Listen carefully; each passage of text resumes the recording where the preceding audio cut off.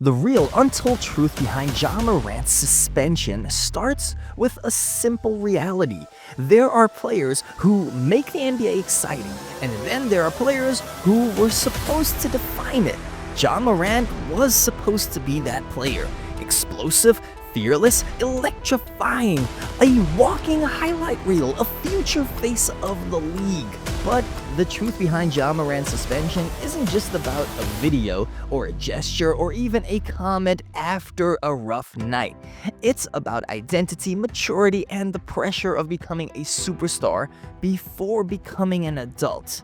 Because when the spotlight arrives, before the foundation is even ready, it can expose your cracks just as brightly as it showcases your talent. The rise, the new hope from nowhere. Ja Morant did not come from the traditional pipeline of NBA stardom. No top-ranked prep school, no carefully crafted mixtape legacy, no national spotlight just waiting for him. You see, Ja, he came from gyms where the crowd, they had to fit on metal bleachers, and the cameras, they barely even reached the back row. But the moment that he got the ball, well, that's when everything changed. He had the speed, he had the explosiveness, and most importantly, he had the fearlessness. Ja didn't just play basketball, he attacked it. Memphis didn't choose Ja, Ja became Memphis, a city that has always lived with a chip on its shoulder, found a player who forgot that he had something to prove, and it felt like destiny. The shift. Fame arrived faster than growth. But here's the thing about fame. It does not teach maturity. It actually tests it. Overnight, Ja was no longer just a rising star. Long Morant! He was the franchise, the identity, the marketing plan, the hope of an entire organization. When fame hits fast, it doesn't just elevate you, it magnifies everyone around you. And Ja's circle did not grow with him. You see, instead of guidance, he got applause. Instead of accountability, he got celebration. Instead of growth, he got reinforcement. Because when everyone benefits from your success, no one wants to risk being the person who tells you that you're wrong. And when no one tells you no, you kind of start to believe that you just can't fall. The pattern. When the message doesn't land. The first suspension wasn't about the act, it was about the message. The second suspension, that made it clear. The message just didn't land. This was never a gun. This was never about a rule violation. This was about identity, about validation, and trying to stay connected to a version of yourself that the world has already outgrown. You cannot be the face of a franchise and still act like the person you were before the spotlight.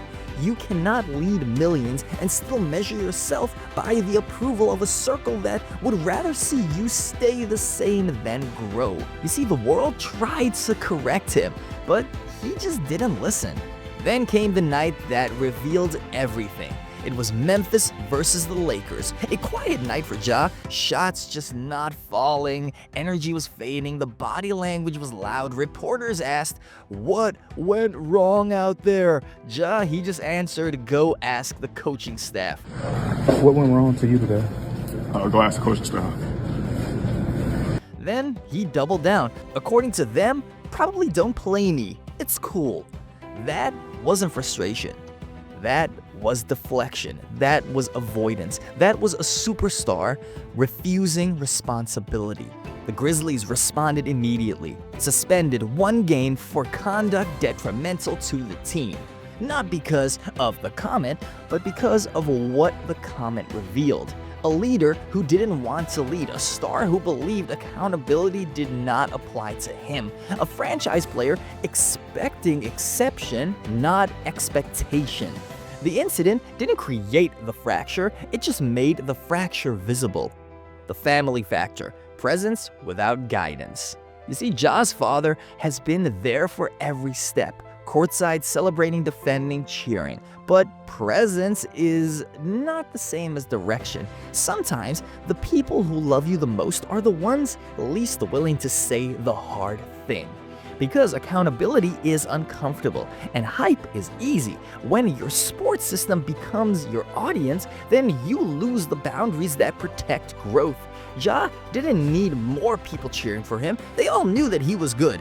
He needed someone to tell him no.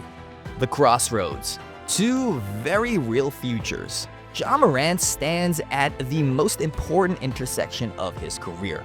Path 1, he learns, he owns responsibility, and he grows into the leader that Memphis believed it was getting.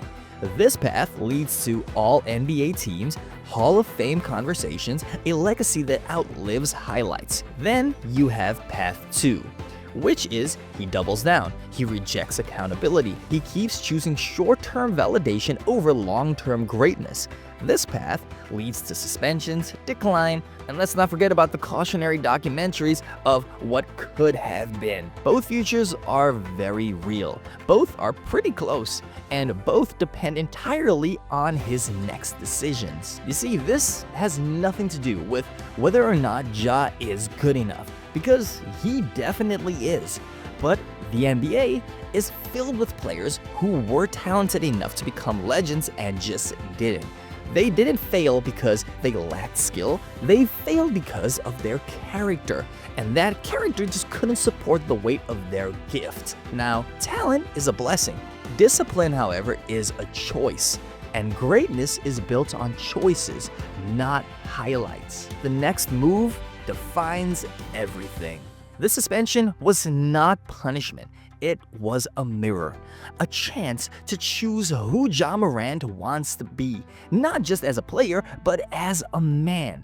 And if you want to see how great players do rise, then check out our last video of Courts Through Time Past the Rock to see how true leadership really changes the game. And if you guys had fun with us, then give this video a like, subscribe to the channel, turn on those bell notifications, guys. And I'm Ty, and I will catch you on the next one.